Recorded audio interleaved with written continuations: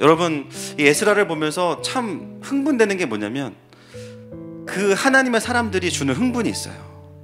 그 사람의 어떤 잘함과 못함의 문제가 아니라 하나님이 그 사람을 통해서 일하시기 때문에 뭔가 그 사람을 생각하면 그 사람에 대한 기대를 넘어서서 하나님을 향한 기대감으로 이어지는 사람들이 있습니다. 오랫동안 떠나있던 에스라가 성벽이 완성된 이후에 도착했으니 사람들에게는 엄청난 영적인 기대감들이 불러일으켜졌을 겁니다. 그래서 1절을 보시면 그들이 일제히 수문 앞 광장에 나와 있게 되는 거죠. 여러분, 지금 어떤 타이밍이에요? 이스라엘은 제2의 건국입니다. 은혜도 은혜지만 더 중요한 것은 뭐냐면 그 말씀 속에 있는 하나님의 뜻과 마음을 그들이 알기 원하는 것이죠. 그래서 하나님께서 말씀하시는 게 뭔데 여기에 집중하고 있는 겁니다. 그래서 너무나 아는 말씀들이지만 놀라운 것은 뭐냐면 그 말씀이 에스라와 오늘 본문에 보면 레위 지파 사람들을 통해서 풀어지면서 사람들 안에 영적인 깨어남과 각성이 일어나기 시작해요. 제가 그래서 에스라의 삶을 좀 묵상하는 가운데 에스라가 전했던 메시지는 뭔가 달랐구나 라는 생각을 할 수밖에 없었습니다.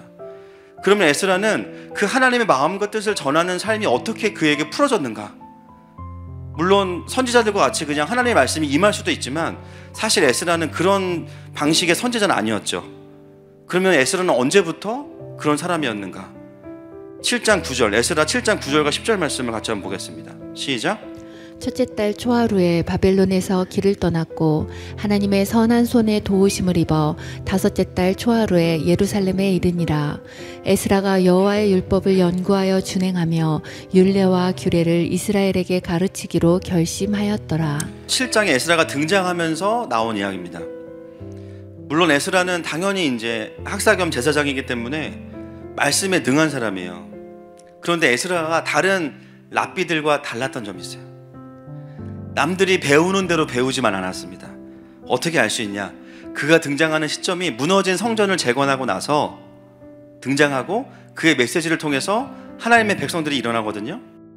그리고 좀 아까 읽었던 말씀에 에스라가 결심하였었더라 라는 뜻이 뭐냐면 어떤 목표를 향해서 마음을 결정하였더라 라는 뜻입니다. 에스라의 메시지가 특별했던 이유는요, 그냥 유대교적 전통만 받아들인 게 아니라 그에게는 질문이 있었던 거예요. 어떤 질문일까요? 하나님, 우리 이스라엘이 하나님이 세우신 백성들이고 나라인데 왜 이렇게 무너졌을까요?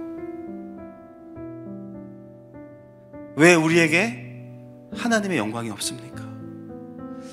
왜 우리에게 하나님의 통치가 느껴지지 않습니까? 왜 우리는 포로로 잡혀가야 됩니까? 에스라의 티칭은 신학교의 교수님과 같은 스타일이 아닙니다. 교수님 나쁘다는 얘기 아니에요. 스타일이 다른 거예요. 그냥 성경 지식을 깊이 아는 알매 즐거움으로 끝나는 조금 묵상이 깊네 이 정도 수준이 아니었어요. 왜 하나님 나라의 백성들이 무너졌는가 했어요. 그 질문을 가지고 계속 하나님 말씀 앞에 던지기 시작했어요. 그래서 그가 풀어냈던 메시지는 조금은 달랐을 겁니다. 그래서 에스라는 그냥 말씀을 그 자체를 공부한 것을 넘어서서 그 안에서 하나님 나라의 구조와 회개의 원리들을 발견하기 시작하고 본인이 그대로 살아보고 어느 순간부터 가르치기 시작했어요. 여러분, 말씀을 공부할 때는 누구처럼 해야 될까요? 에스라처럼. 말씀 앞에 그렇게 에스라가 침잠했던 시간들이 있었는데 그냥 공부한 게 아니에요.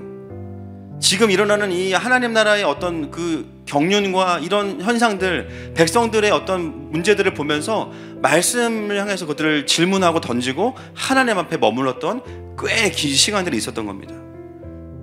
그런데 감사한 것은 뭐냐면 에스라가 말씀을 풀어내기 시작하면 거기에 하나님의 임재가 있고 부흥이 있어요. 왜 그렇습니까? 에스라가 잘했기 때문이 아니라 그의 방향이 하나님의 마음과 합치했기 때문이에요. 그게 너무 중요한 겁니다. 그 말씀만에 흘러가고 있는 하나님의 그 말씀의 선을 같이 따라가는 사람이었기 때문이에요. 여러분, 유대인들이 오경을 몰랐겠어요? 토라를 몰랐겠습니까? 그럼에도 불구하고 에스라의 말씀에 권위를 두었던 이유는 그의 티칭 안에는 하나님 나라의 원리들이 있었기 때문입니다. 그리고 그 하나님의 마음이 풀어질 때 하나님의 백성들이 울기 시작하는 거예요. 늘 내가 알던 말씀이 저거였는데 저게 저런 뜻이었구나. 우리가 이걸 잘못했구나. 우리가 이 부분이 무너졌구나. 그냥 말씀이 풀어지면 그냥 우는 거예요. 우리의 선배들이, 우리의 선조들이 하나님의 통치를 가볍게 여겼구나. 우리가 거룩함을 지키지 못했구나. 에스라는 그냥 오경을 강론한 것만이 아니라 그 안에서 하나님 나라의 원리와 통치들을 풀어주었습니다. 여러분, 이런 분 또 계시죠? 예수님. 엠마오로 가는 두 제자들에게 말씀을 풀어주실 때 그들이 마음이 어떻게 돼요? 이건 뭐냐? 그러면서 늘 알던 말씀인데 마음이 뜨거워져. 여러분, 하나님의 마음과 합치된 말씀은요, 영혼들을 뜨겁게 합니다.